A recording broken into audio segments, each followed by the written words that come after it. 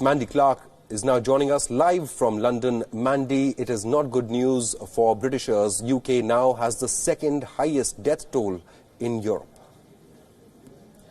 In all likelihood, because Britain's curve is flattening a lot slower than Italy's, Italy is still taking the lead, we can expect possibly in the coming weeks that Britain will have the lead, will have the highest death toll of all of Europe, just in the way it had reacted to the virus. It had reacted incredibly slowly, where we saw those very quick lockdowns. It took Italy, granted, a few moments longer because they were really the epicenter in Europe. But once they did lockdown, they locked down very hard, and those were very effective measures. It was a bit slower in Britain, so we do expect a slower slowdown in all likelihood to take the top spot when it comes to deaths in Europe.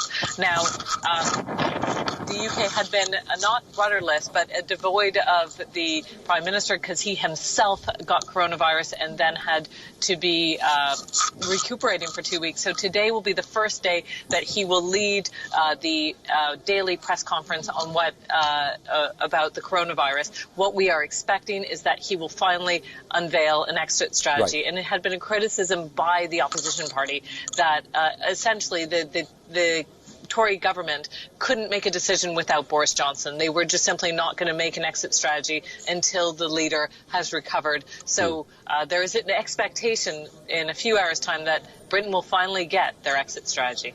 Well, let's hope that Britain comes up with an exit strategy. But clearly, Mandy, you know, this is an unprecedented situation that the world finds itself in. Amidst the doom and gloom, we are searching for stories of hope. And one such story is Captain Tom, isn't it? He turned 100 today. He was given fly-past tribute by the Royal Air Force with 2 World War II era planes. And more than 100,000 people have wished him on his birthday. £30 million he's generated for the National Health Service. And it's a great story, isn't it, for the world?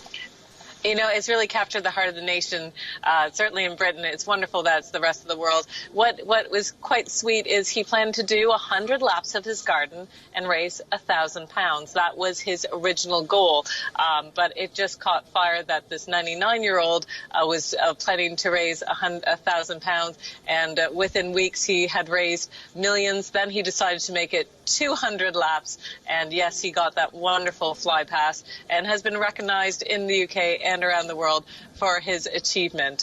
So certainly a heartwarming story coming out of Britain. Absolutely, Captain Tom, not only an inspiration for Britishers, but for the entire world in this time of crisis. Mandy, thank you so much for joining us on this broadcast.